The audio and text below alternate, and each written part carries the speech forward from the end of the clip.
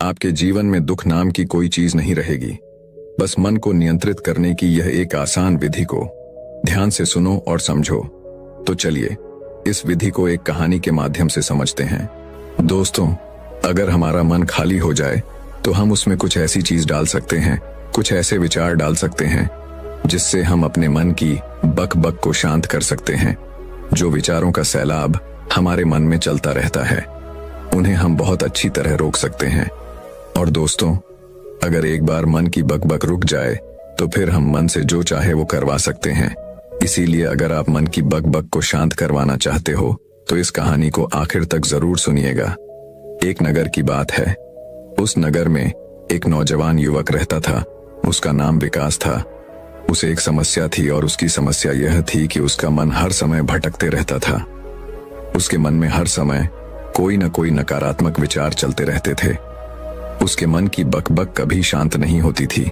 वो जब भी कुछ सोचकर करता तो कुछ अलग ही कर देता।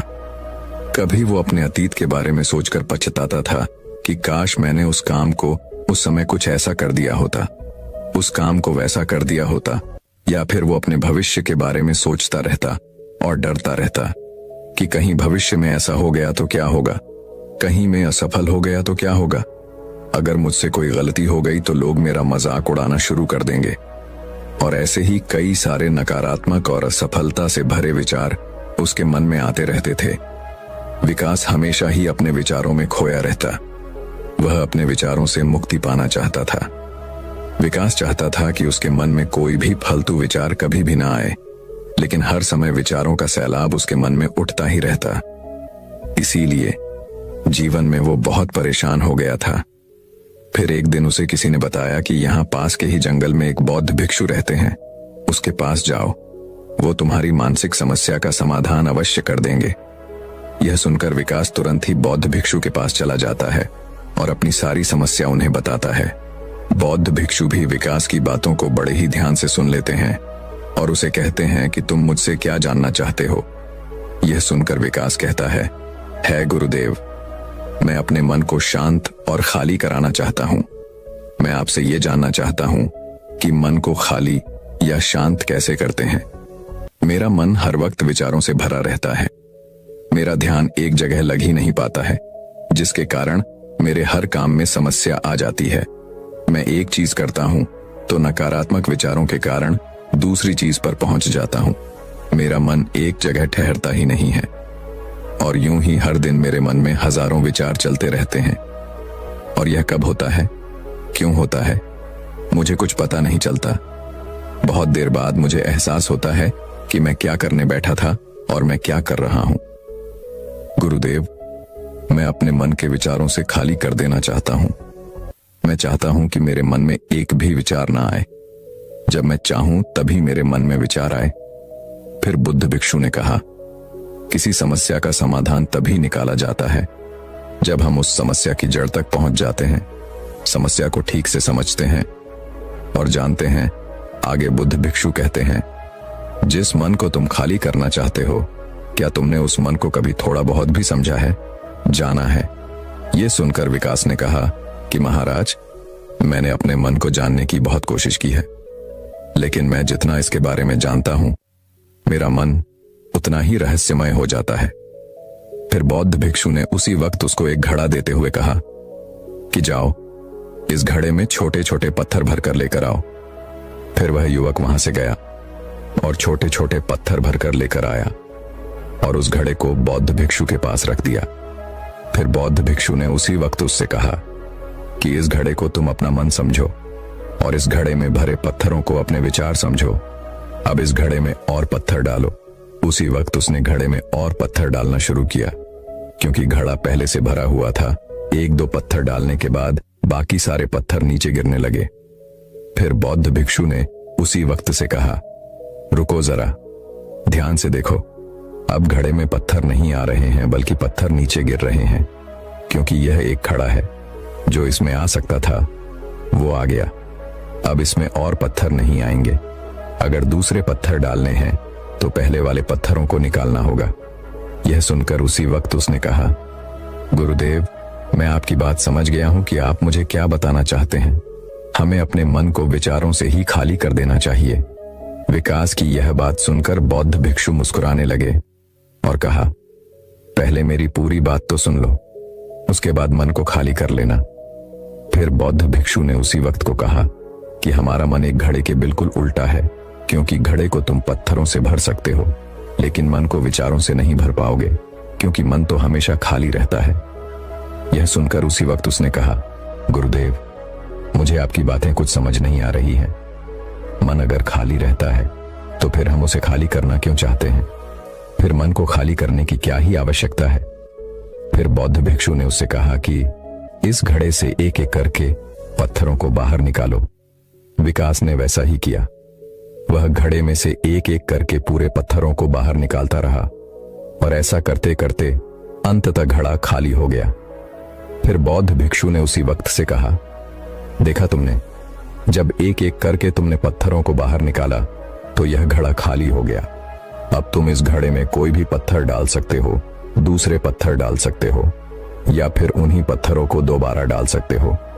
आधा भर सकते हो या फिर पूरा भी भर सकते हो।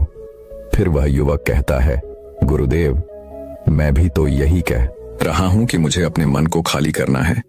यह तो एक पत्थर है, इसे आसानी से निकाला जा सकता है और घड़े को खाली किया जा सकता है, लेकिन गुरुदेव, मैं अपने मन को खाली कैसे करूं? फिर बौद्ध भिक्षु ने कहा, इस घड़े में एक पत्थर डालो और दो पत्थर निकालो। यह सुनकर उसी वक्त विकास ने कहा, गुरुदेव, यह कैसे हो सकता है? जब इस घड़े में एक पत्थर होगा तो एक ही पत्थर निकलेगा, दो कैसे निकलेंगे? फिर बौद्ध भिक्षु ने उससे कहा, ऐसा नहीं हो सकता है, तो ऐसा करो कि इस घड़े में दो पत्थर डालो और चार निकालो। विकास ने कहा, महाराज, ऐसा कैसे हो सकता है? यह कोई चमत्कारी घड़ा तो है नहीं कि एक डालो तो दो निकल आएंगे, दो डालो तो चार निकल आएंगे। यह सुनकर बौद्ध भिक्षु ने कहा, यह घड़ा तो चमत्कारिक नहीं है, लेकिन तुम्हारा मन तो चमत्कारिक है। उसमें से अगर तुम एक विचार बाहर निकालते हो तो उसके साथ दो विचार आते हैं, और जब तुम उन दो विचारों को पकड़ते हो तो उसके साथ चार विचार निकलते हैं, और फिर ऐसा करते करते विचारों की एक लंबी श्रृंखला बन जाती है, और फिर तुम कहीं नहीं रुकते, एक के बाद एक विचारों को पकड़ते जाते हो। यह मिट्टी का घड़ा तो पत्थरों से भर जाएगा, लेकिन तुम्हारा मन कभी नहीं भरता। वह हमेशा खाली है, लेकिन वह खाली नहीं करता। यह इस मन की माया है कि सब कुछ है, लेकिन फिर भी कुछ नहीं। फिर उस युवक ने कहा, गुरुदेव, मैं आपकी बात समझ रहा हूं, लेकिन क्या मैं हमेशा अपने विचारों के जाल में ही फंसा रहूंगा? क्या मन के इस माया जाल से निकलने का कोई रास्ता नहीं है? फिर बौद्ध भिक्षु ने कहा, इस मिट्टी के घड़े में आधे पत्थर भर दो। फिर उसी वक्त विकास ने ऐसा ही किया। फिर बौद्ध भिक्षु ने कहा, अब इन पत्थरों में से कोई एक पत्थर चुनो और उस पत्थर की एक छोटी सी मूर्ति बनाकर मुझे दे दो। मैं जानता हूं कि तुम एक अच्छे कलाकार हो। विकास ने एक पत्थर निकाला और उस पत्थर को बौद्ध भिक्षु के सामने ही तराशने लगा। पत्थर को तराशते वक्त उसे लगा कि यह पत्थर अच्छा नहीं है।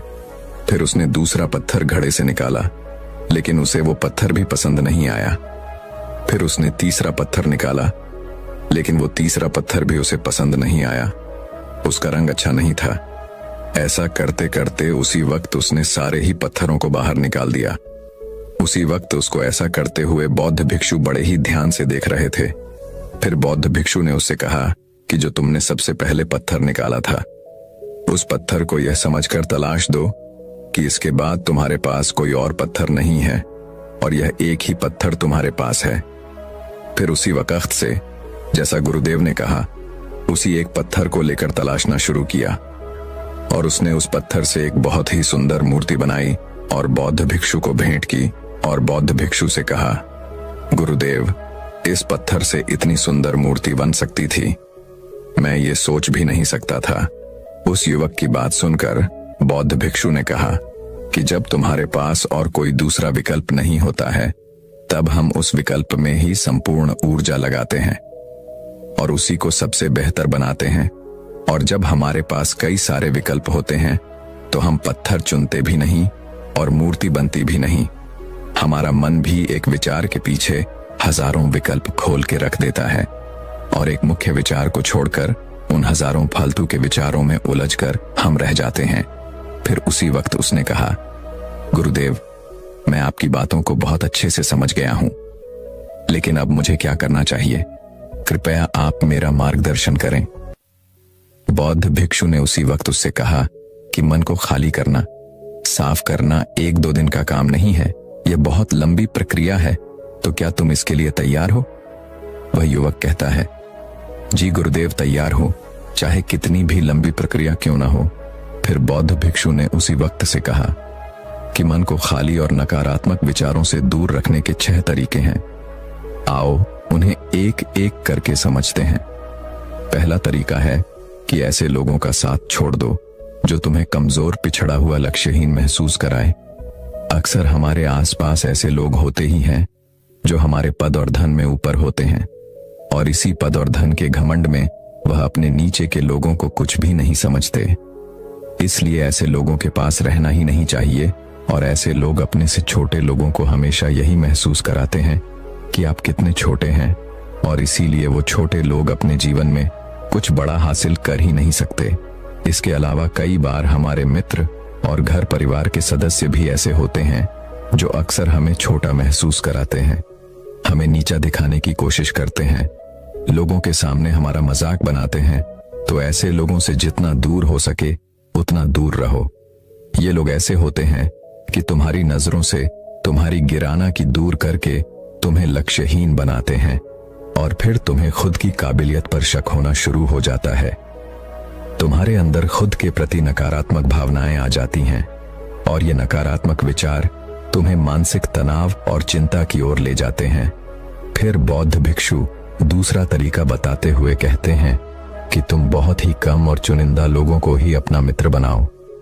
ऐसे लोगों को ही अपना मित्र बनाओ जिससे तुम कुछ सीख सकते हो, जिनकी तुम इज्जत कर सकते हो, जो तुम्हारी भावनाओं को समझ सके, जिनकी सोच तुमसे मेल खाती हो, जो जीवन में तुम्हें आगे बढ़ने में सहायता करे।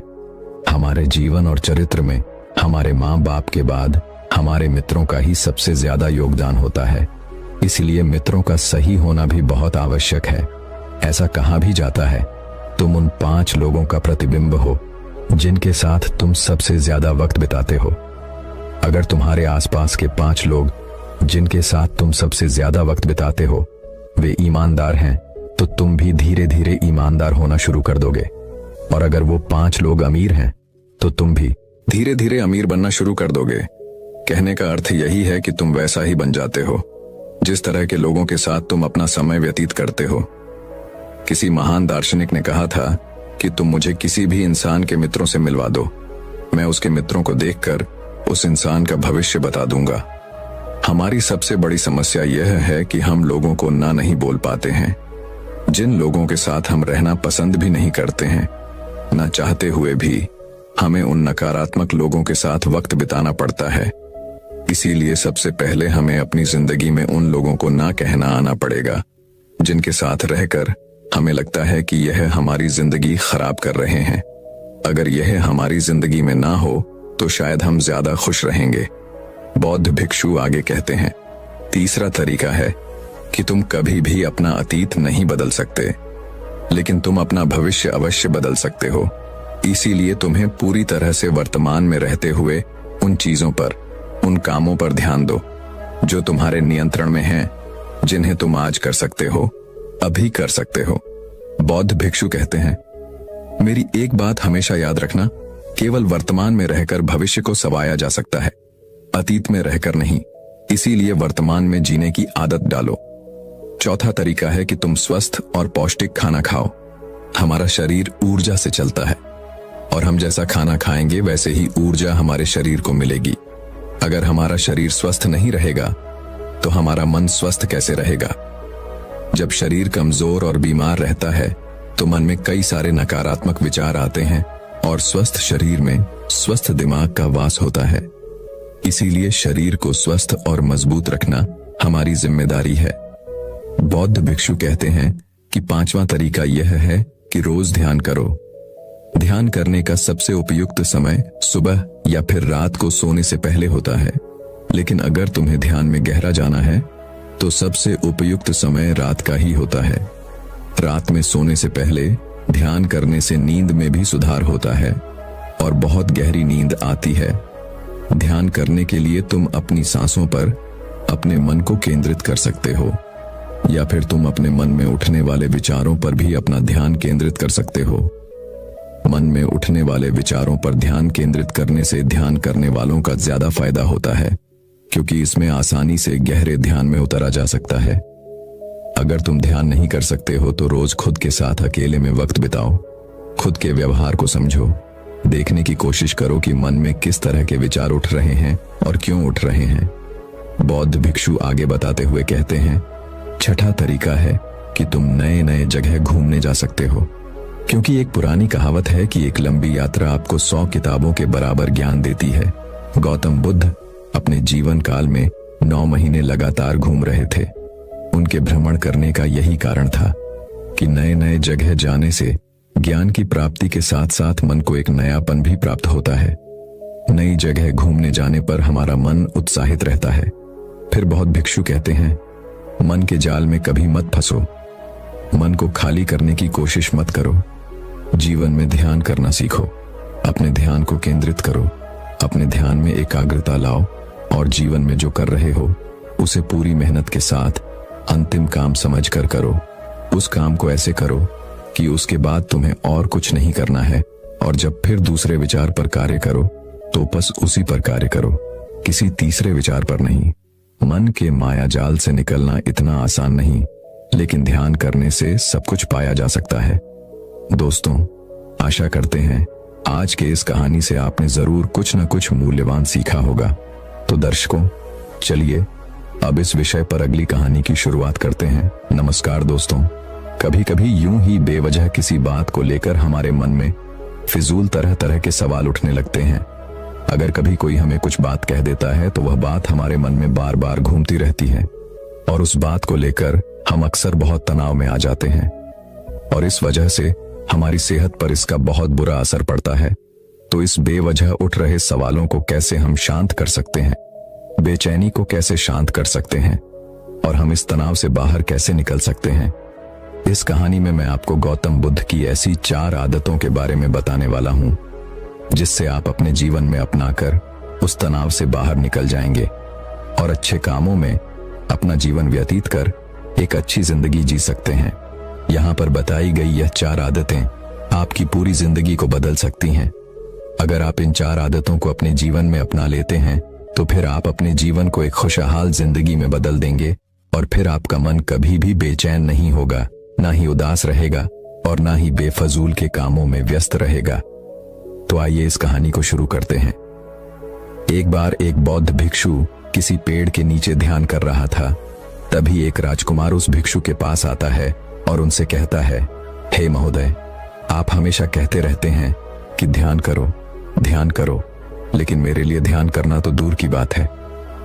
मैं कुछ समय के लिए अपनी आंखें बंद करके शांति से भी नहीं बैठ पाता हूं। मेरा मन इतना बेचैन है कि ये हर समय कुछ न कुछ सोचता रहता है। मैं जब भी ध्यान करने बैठता हूं तो मेरे अंदर विचारों का तूफान आने लगता है। लोगों के बारे में सोचकर, अपने जीवन की बीती घटनाओं के बारे में और अपने भविष्य के बारे में, और ऐसी ही ना जाने कितने सारे अजीबोगरीब विचार लगातार मेरे मन में आते रहते हैं। मैं इन्हें रोकने की बहुत कोशिश करता हूं, लेकिन जब मैं इन्हें रोकने के लिए ध्यान करने की कोशिश करता हूं तो मेरा मन अशांत होने लगता है और फालतू की बातें मन में उठने लगती हैं। तो मैं ध्यान को तोड़कर बैठ जाता हूं। इतनी बातें कहने के बाद वह उस बौद्ध भिक्षु की ओर देखता है और कहता है, महोदय, कृपा करके आप मेरी इस समस्या का कोई समाधान बताएं। यह सुनकर भिक्षु ने कहा, मैं क्या समाधान बता सकता हूं? सोचो, तुम्हारा ही मन है, लेकिन यह तुम्हें कुछ देर तक आंख बंद करके बैठने भी नहीं देता है। तुमने अपने इस मन को कितना आजाद कर रखा है? राजकुमार ने कहा, महोदय, मैंने बहुत सोचा, लेकिन मुझे अपनी समस्या का कोई समाधान समझ नहीं आया, इसीलिए मैं आपकी शरण में आया हूं। अब आप ही कोई रास्ता दिखाइए। वृक्षों ने कुछ देर तक राजकुमार के चेहरे की तरफ बड़े ध्यान से देखा और फिर कहा, ठीक है, मैं तुम्हें अपने स्वामी गौतम बुद्ध की बताई गई 4 आदत के बारे में बताऊंगा। अगर तुम ये 4 आदतें छोड़ दोगे तो फिर तुम्हारा मन लगने लगेगा और तुम्हें कभी भी बेचैनी नहीं होगी। राजकुमार पूरे ध्यान लगाकर उस बौद्ध भिक्षु की बातें सुनने लगा। भिक्षु ने कहा, पहली आदत यह है कि दूसरों के मन को पढ़ना छोड़ दो। तुम और तुम्हारे जैसे ज्यादातर लोग यही गलती करते हैं कि वो दूसरों के मन की बातों को पढ़ने का प्रयास करते हैं, जैसे कि अच्छा सामने वाला मेरे बारे में ऐसा सोच रहा है, और यही एक आदत तुम्हें सबसे ज्यादा बेचैन और परेशान करती है। ज्यादातर समय पर लोग दूसरों के मन की बातों को गलत और नकारात्मक तरीके से ही पढ़ते हैं। जैसे कि लोग अक्सर सोचते हैं कि दूसरे लोग उनकी तरक्की से जलते हैं, उसे नीचा दिखाना चाहते हैं, उसे पसंद नहीं करते, उसकी मदद नहीं करना चाहते, और ऐसी ही ना जाने कितनी सारी नकारात्मक बातें यह लोग दूसरों के प्रति अपने अंदर बैठा लेते हैं। फिर उनके बारे में ही सोचते रहते हैं, उनसे बदला लेने के तरीके सोचते रहते हैं, उन्हें नीचा दिखाने के मौके ढूंढते रहते हैं, और दूसरों के प्रति यही नकारात्मक सोच इन्हें दुखी करती है। और फिर ये लोग बेचैनी महसूस करते हैं। इसलिए दूसरे लोग क्या सोच रहे हैं इसका अनुमान लगाना बंद करो। दूसरे लोगों के मन के विचारों को पढ़ने की कोशिश करना बंद करो। अगर पढ़ना ही है तो खुद के विचारों को पढ़ना शुरू करो कि तुम्हारे अंदर क्या चल रहा है। कहीं तुम नकारात्मक सोच, शिकायत या बुराई करने जैसी आदतों के शिकार तो नहीं हो रहे हो। फिर बौद्ध भिक्षु ने कहा, दूसरी आदत यह सोचना कि अगर असफल हो गए तो लोग क्या कहेंगे, कहीं लोग मुझ पर हंसेंगे तो नहीं। जो हंस रहा है उसे हंसने दो। लोगों की असफलता पर हंसने तो लोगों का धर्म है, क्योंकि अगर तुम सफल हो जाते तो यही वो लोग हैं जो तुम्हारी तारीफ करते, तुम्हें सम्मान देते, तुम पर गर्व करते। अगर तुम अपनी सफल होने पर दूसरों से तारीफ की उम्मीद करते हो तो अपनी असफलता पर उनके हंसने से तुम्हें दुखी नहीं होना चाहिए। और समस्या ही यही है कि हम इंसान असफलता को बुरा मानते हैं, जबकि असफल होना सफल होने से भी ज्यादा जरूरी है। क्योंकि बिना असफल हुए सफल इंसान के अंदर घमंड और दूसरों को खुद से छोटा समझने की भावना पैदा होती है, जबकि असफलता हमें विनम्र रहना, धैर्य रखना और लगातार प्रयास करना सिखाती है। इसलिए असफलता को बुरा मत समझो। और अगर तुम्हारे काम में असफल होने की संभावना नहीं है तो इसका अर्थ है कि तुमने अपना लक्ष्य अपनी क्षमताओं से छोटा बनाया है। और अगर लोग तुम पर हंस नहीं रहे, तुम्हें ताने नहीं मार रहे हैं, तुम्हारी बुराई नहीं कर रहे हैं, तो इसका मतलब तुम अंदर से मरे हुए हो। तुम अपने मानसिक सीमाओं से बाहर जाकर कुछ नया करने का प्रयास नहीं कर रहे हो, क्योंकि असफल भी वही होता है जो कुछ नया करने का प्रयास करता है। और एक बात हमेशा याद रखना, अगर तुम्हारे अंदर असफल होने का साहस नहीं है तो तुम कभी भी कोई भी बड़ा लक्ष्य हासिल नहीं कर पाओगे जो तुम करना चाहते हो। इसलिए असफल होने और लोगों के हंसने से डरना बंद कर दो। बौद्ध भिक्षु ने आगे कहा कि तीसरी आदत यह है कि बेवजह समय को बर्बाद करना छोड़ दो। लोगों को लगता है कि वह समय को काट रहे हैं, लेकिन असल में समय हर बार उन्हें काट रहा है। लोगों के द्वारा समय को व्यर्थ के कामों में बर्बाद करने का केवल एक ही कारण है, और वह यह है कि उन्हें लगता है कि उनके पास बहुत समय है, जबकि सच्चाई यह नहीं है। क्योंकि उनसे पहले वाले लोगों को भी यही लगता था कि उनके पास बहुत समय है, लेकिन उन्हें पता नहीं चल पाया कि कब समय बीत गया और उनका बुलावा आ गया। और जबकि सारा जीवन व्यर्थ के कामों में बर्बाद कर दिया और फिर इस दुनिया से बिना खुद को जाने बिना इस जीवन की सच्चाई को समझे वह चले गए। इसलिए जब तक यह जीवन है, इससे अच्छे कामों में लगाओ, खुद को जानने में, दूसरों की मदद करने में, लोगों को सही राह दिखाने में, मानवता के कल्याण में। और दूसरी बात, समय को बर्बाद करने से आज तक किसी को खुशी नहीं मिली है। हालांकि समय काटने से तुम्हें क्षण भर की खुशी तो महसूस हो सकती है, लेकिन जब तुम्हें होश आता है और तुम देखते हो कि कितना सारा समय बर्बाद किया जा चुका है, तब तुम्हें खुद पर क्रोध आता है और तुम पश्चाताप के भाव से भर जाते हो। और फिर यही पश्चाताप का भाव तुम्हारे अंदर तनाव पैदा करता है और तुम बेचैन हो जाते हो और लगातार अपनी उस गलती के बारे में सोचते रहते हो। फिर तुम्हारा किसी भी काम में मन नहीं लगता और तुम उदास रहने लगते हो, और यह चक्र लगातार चलता रहता है, जिसकी शुरुआत हुई थी समय को काटने से। इसीलिए समय को काटना बंद करो और वह करना शुरू करो जो जरूरी है। बौद्ध भिक्षु ने आगे कहा, चौथी आदत, यह सोचना छोड़ दो कि मुझसे बड़े बड़े लोग नहीं कर पाए तो मैं कैसे कर पाऊंगा। असल में दूसरों से खुद की किसी भी चीज में तुलना करना ही व्यर्थ है और ये तुलना करना ही हमें हानि पहुंचती है। सबकी परिस्थितियां अलग अलग होती हैं, सबकी सोच अलग है, और क्या हुआ अगर दूसरे नहीं कर पाए तो हो सकता है कि तुम ही कर जाओ, क्योंकि अक्सर वही लोग इतिहास रचते हैं जिनसे ज्यादा उम्मीद नहीं होती। और फिर हो सकता है कि जिसे तुम बड़ा समझ रहे थे, जिसके लिए तुम सोच रहे थे कि उसने बहुत मेहनत की है, बहुत प्रयास किया है, उसने कभी उतना प्रयास किया ही ना हो, केवल मेहनत करने का दिखावा किया हो। क्योंकि ज्यादातर लोग कभी उतनी मेहनत करते ही नहीं हैं जितनी उन्हें अपने लक्ष्य प्राप्ति के लिए करनी चाहिए, और दूसरे लोगों के सामने ये दिखाने का प्रयास करते रहते हैं कि मैंने तो बहुत मेहनत की थी लेकिन मेरी किस्मत ही खराब थी। और यही वो लोग हैं जो दूसरों को बातों ही बातों में कहते रहते हैं कि जब इतनी मेहनत करने के बाद मैं सफल नहीं हो पाया तो तुम कैसे हो पाओगे, लेकिन अंदर ही अंदर यह इस बात को जानते हैं कि उन्होंने कभी उतनी कोशिश नहीं की थी जितनी उन्हें करनी चाहिए थी। ये बस दूसरों की नजरों में अपनी इज्जत बचाने के लिए और इस डर से कि कहीं दूसरा व्यक्ति इनसे आगे ना निकल जाए, यह अपने अधूरे प्रयास से घबराते रहते हैं और दूसरों को डराते रहते हैं कि जब मैं नहीं कर पाया तो तुम कैसे कर पाओगे। इसलिए किसी दूसरे असफल व्यक्ति को देखकर यह सोचना छोड़ दो कि तुम भी कहीं असफल हो जाओगे। तुम बस अपना सर्वश्रेष्ठ प्रयास करो और बाकी सब समय और फिर तुम जहां चाहो वहां अपना मन लगा सकते हो। इतना कहकर वह भिक्षु शांत हो गए और राजकुमार को भी अब समझ आ चुका था कि उसे क्या करना है। उसने मन ही मन उन 4 आदतों को छोड़ने का निश्चय किया। उसने उस बौद्ध भिक्षु को धन्यवाद किया और वहां से चला गया। दोस्तों, हमें यह नहीं सोचना चाहिए कि लोग मेरे बारे में क्या सोच रहे हैं। अगर मैं कोई काम करता हूं तो लोग मेरे उस काम को लेकर हंसेंगे। इसके अलावा हमें अपना फालतू समय बर्बाद नहीं करना चाहिए। इसके अलावा हमें कभी भी यह नहीं सोचना चाहिए कि अगर किसी व्यक्ति से कोई काम नहीं हो पाया है तो मैं उसे नहीं कर पाऊंगा। अगर आप मेहनत से किसी भी काम को करते हैं तो कोई भी काम छोटा या बड़ा नहीं होता और एक ना एक दिन सफलता अवश्य मिलती है। तो दर्शकों, चलिए अब इस विषय पर अगली कहानी की शुरुआत करते हैं। शिव यानी कि महादेव यानी कि नीलकंठ, उन्होंने ध्यान की 114 प्रक्रियाओं की खोज की। ऐसे ही हम समाज में देखते हैं कि नाना प्रकार के ध्यान की प्रणालियां बनी हुई हैं।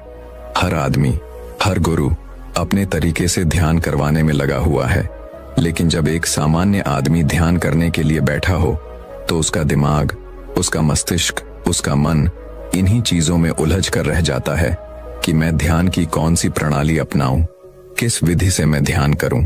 और इसी वजह से जब वह ध्यान करने बैठता है तो उसके मन में नाना प्रकार की ध्यान की प्रणालियां चल रही होती हैं। वो सोचता है कि मुझे इस विधि से तो कुछ प्राप्त नहीं हो रहा, हो सकता है कि मैं दूसरी विधि का प्रयास करूं तो मैं वहां गहरे ध्यान में उतर जाऊं, और यही विचार उसके ध्यान की सबसे बड़ी रुकावट बन जाती है। अब सवाल यह है कि कौन सी ध्यान की प्रणाली ऐसी है जो हर एक प्राणी के लिए बनी है, सर्वत्र बनी है, सबके लिए बनी है। एक ऐसी प्रणाली जिसमें कोई भी आदमी किसी भी प्रकार का मस्तिष्क और मन आसानी से ध्यान में प्रवेश कर जाए। क्या सचमुच कोई ऐसी टेक्निक या ऐसा तरीका है जिसके द्वारा हमें नाना प्रकार के ध्यान सीखने की आवश्यकता ही ना पड़े, और वह एक प्रणाली, एकमात्र ध्यान की प्रक्रिया सभी ध्यान की प्रक्रियाओं को अपने अंदर शामिल कर ले, जिसके परिणाम स्वरूप आपको जो परिणाम 114 ध्यान के खत्म करने के बाद प्राप्त होता वह एकमात्र एक ही प्रक्रिया से हासिल हो जाए। तो सोचिए आपकी ध्यान की यात्रा कितनी सुगम हो जाएगी। आज की जो बौद्ध कहानी मैं आपको सुनाने वाला हूं उसमें आपको ध्यान की एक ऐसी प्रक्रिया पता चलेगी जो बहुत ही सरल है और जो सबके लिए समान रूप से लाभकारी है। इससे पहले कि आप इस कहानी में खो जाएं, इस चैनल को सब्सक्राइब जरूर कर लें। तो चलिए कहानी शुरू करते हैं। बात उस समय की है जब भगवान बुद्ध अपनी सत्य की यात्रा पूरी कर चुके थे। उन्हें आत्मज्ञान प्राप्त हो चुका था और उसके बाद उन्होंने अपने सारे शिष्यों को अलग अलग दिशाओं में भेजकर आम लोगों के बीच ध्यान की प्रक्रियाएं समझाने के लिए उन्हें जनसाधारण के बीच भेज दिया। इनमें से बहुत से भिक्षु अलग अलग दिशाओं में जाकर, अलग अलग गांवों में जाकर लोगों को ध्यान के बारे में जागरूक करने लगे। वो कुछ दिन उस गांव में ठहरे, उस गांव के लोगों को ध्यान की प्रक्रियाओं के बारे में समझा दें और कुछ दिन उन्हें ध्यान करवाने के बाद वो अगले गांव में चले जाते। एक दिन एक बौद्ध भिक्षु एक गांव के लोगों को ध्यान के बारे में उपदेश दे रहे थे। ध्यान किस प्रकार किया जाता है, ध्यान की गहराइयां क्या हैं और ध्यान एक आम इंसान के लिए क्यों जरूरी है, इसके बारे में पूरा व्याख्यान हो रहा था। तभी व्याख्यान के बीच में एक 20 साल का लड़का खड़ा होकर उनसे पूछता है कि है भंते, मुझे लगता है कि ध्यान सिर्फ बुजुर्ग लोगों के लिए बना है।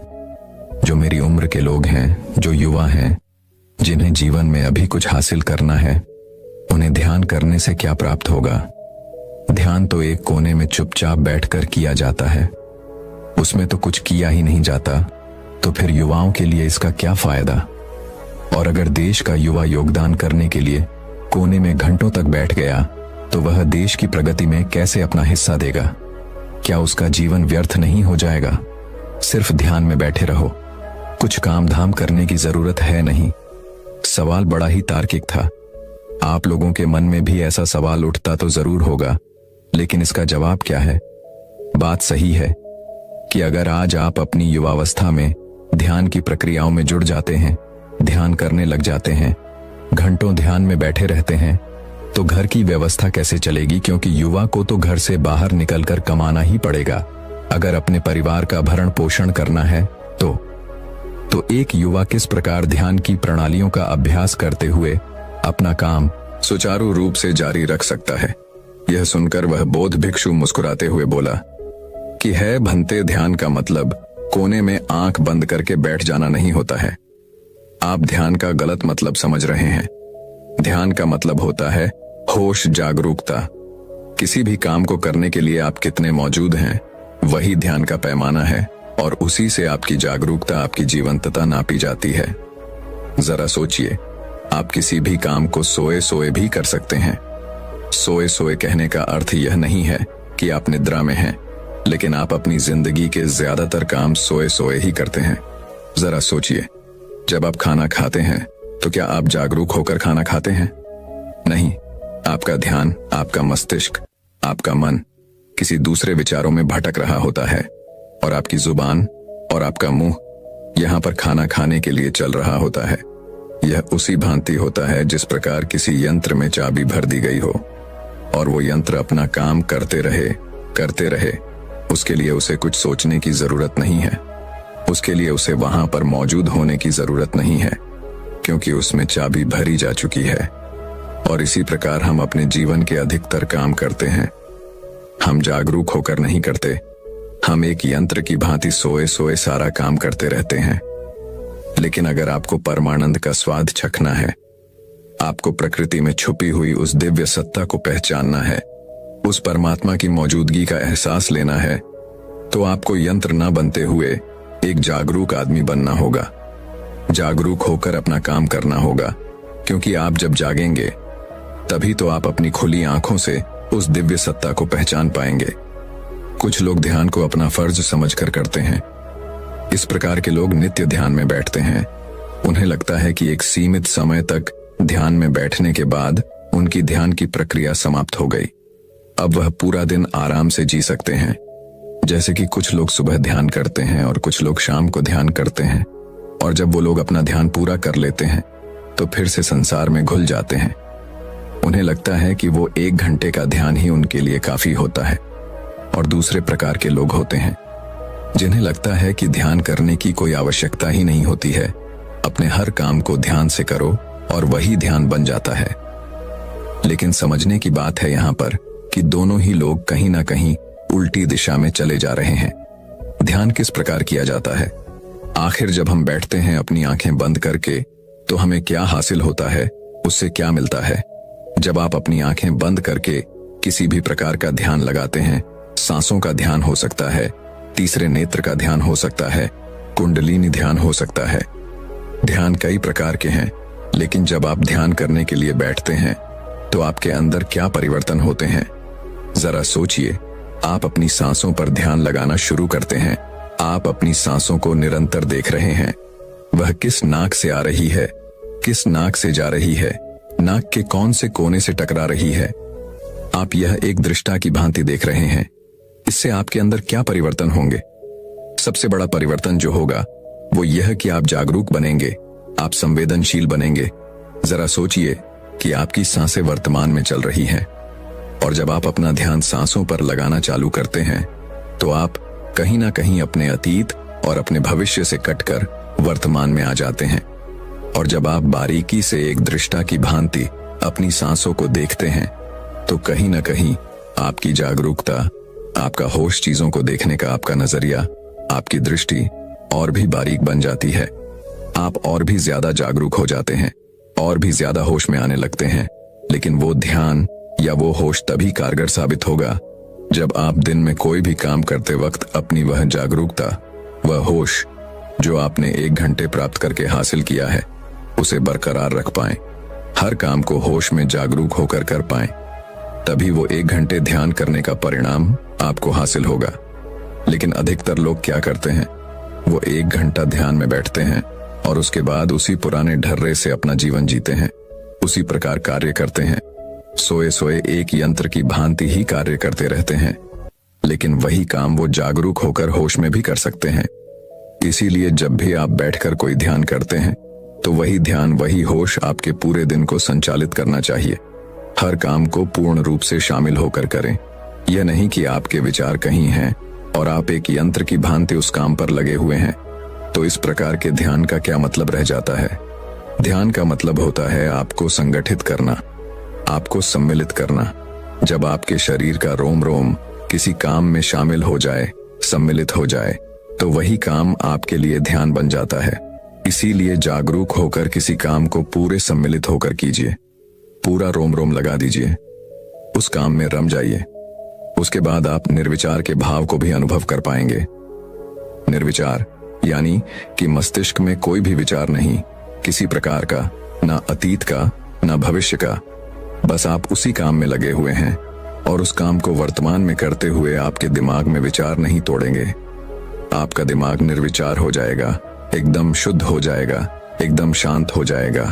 और उस वक्त, उस क्षण, उस पल आप ध्यान के बारे में समझ पाओगे, आप ध्यान की अनुभूति ले पाओगे, आप ध्यान का रस कर पाओगे। तब आपको पता चलेगा कि ध्यान क्या है और ध्यान में कितना आनंद है। जब आप किसी काम को निरंतर बिना विचारों के करते हैं तो आप ध्यान में ही होते हैं।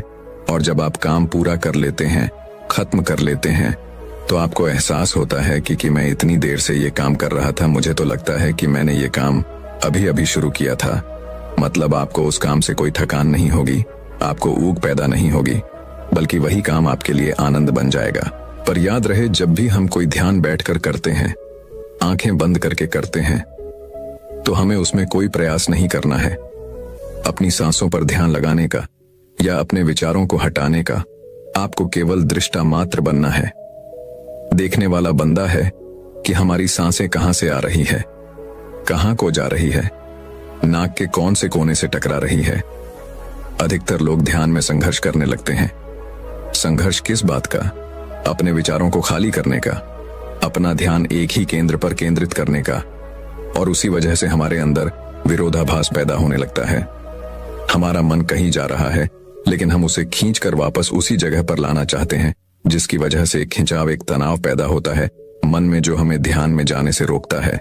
इसीलिए हमें दृष्टा मात्र बनना है, साक्षी मात्र बनना है हर उस चीज का जो हमारे आसपास, हमारे अंदर घटित हो रही है। एक सूत्र जो आपको ध्यान में और भी गहरे लेकर जाएगा, वो आपको बता रहा हूं। जब आप सांस अपने अंदर लेते हैं तो अनुभव कीजिए, महसूस कीजिए कि आप हर प्राणी मात्र का, पूरे संसार का दुख अपने अंदर ले रहे हैं, अपने अंदर समाहित कर रहे हैं। और जब आप अपनी सांसें बाहर छोड़ते हैं तो अनुभव कीजिए, महसूस कीजिए कि आप अपने अंदर की सारी खुशी, सारा आनंद इस संसार को दे रहे हैं, इस संसार पर बिखेर रहे हैं। इससे क्या होगा कि आपके मन के अंदर, आपके हृदय के अंदर एक करुणा का उदय होगा। और करुणा में हृदय ही परमात्मा के सबसे करीब होता है। अगर आपके मन में करुणा का उदय हो जाता है हर प्राणी मात्र के प्रति, तो आप परमात्मा के सबसे करीब होते हैं। फिर आप इस प्रकृति में छुपी हुई उस दिव्य सत्ता को देख पाएंगे, उसको पहचान पाएंगे, उसको अनुभव कर पाएंगे। आपका रोम रोम यह मानने पर मजबूर हो जाएगा कि हाँ, प्रकृति में ही परमात्मा बसता है, हर प्राणी मात्र में परमात्मा बसता है। आप अपनी सहूलियत के हिसाब से किसी भी प्रकार का ध्यान अपना सकते हैं। रोज उसका अभ्यास कीजिए और पूरे दिन में उस ध्यान का असर देखिए। धीरे धीरे आप प्रयास से शुरू करेंगे, लेकिन कुछ समय बाद वो प्रयास खत्म हो जाएगा। आपको अपने साथ जबरदस्ती नहीं करनी पड़ेगी, जबरदस्ती ध्यान नहीं करना पड़ेगा। अगर आपको उसमें खुद ही आनंद आने लग गया तो सोचो, आपको कोई चीज जबरदस्ती करनी पड़ेगी, आप फिर खुद ध्यान में बैठेंगे। ध्यान खुद ही आपको अपने पास खींच लेगा। अब आपको कोई जबरदस्ती नहीं करनी, अब ध्यान खुद आपका मार्गदर्शन करेगा। आधुनिक दुनिया ने आज तरह तरह की ईजाद कर दी है और ऐसी ही एक ईजाद है संगीत। जब आप ध्यान करते वक्त अपने पास कोई शांत संगीत बजा लेते हैं, आनंद प्रदान करने वाला, तो आपका ध्यान और भी सुगम हो जाता है। उसके बाद आप आसानी से निर्विचार हो सकते हैं और अपने ध्यान की गहराइयों में भी जा सकते हैं। बौद्ध भिक्षु का यह वक्तव्य और यह उपदेश सुनकर उस नौजवान युवक की ध्यान के बारे में सारी भ्रांतियां दूर हो गईं। वो नौजवान लड़का तो समझ गया कि ध्यान क्या है, लेकिन क्या आप समझ पाए? दोस्तों, आप इसके बारे में क्या सोचते हैं? कमेंट में जरूर बताइएगा। और वीडियो अच्छी लगी हो तो वीडियो को लाइक और रोजाना ऐसी वीडियो देखने के लिए हमारे चैनल को सब्सक्राइब जरूर करें। धन्यवाद मित्रों, मिलते हैं अगले वीडियो में।